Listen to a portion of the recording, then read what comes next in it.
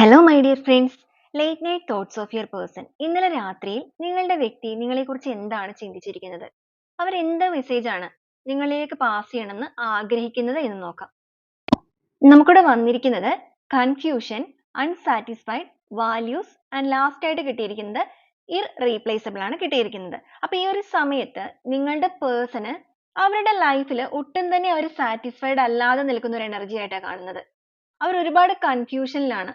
ഈ ഒരു സമയത്താണ് അവർ നിങ്ങളുടെ വില കൂടുതലായിട്ട് മനസ്സിലാക്കുന്നത് എന്നാണ് അവർ നിങ്ങളോട് തന്നെ പറയാൻ ആഗ്രഹിക്കുന്നത്.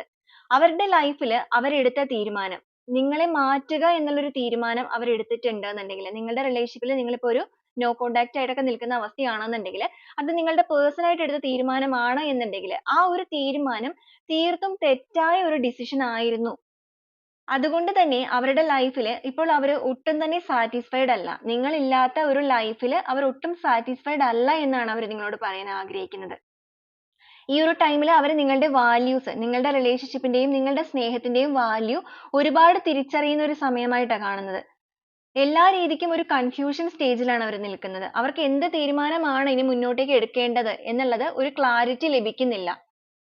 എങ്കിൽ പോലും നിങ്ങളെ അവരുടെ മൈൻഡിൽ നിന്നും അല്ലെങ്കിൽ അവരുടെ ലൈഫിൽ നിന്നും ഒരു രീതിക്കും റീപ്ലേസ് ചെയ്യാനായിട്ട് സാധിക്കുന്നില്ല എന്ന് തുറന്നു പറയാൻ അവർ ഈ ഒരു സമയത്ത് നിങ്ങളോട് ആഗ്രഹിക്കുകയാണ്.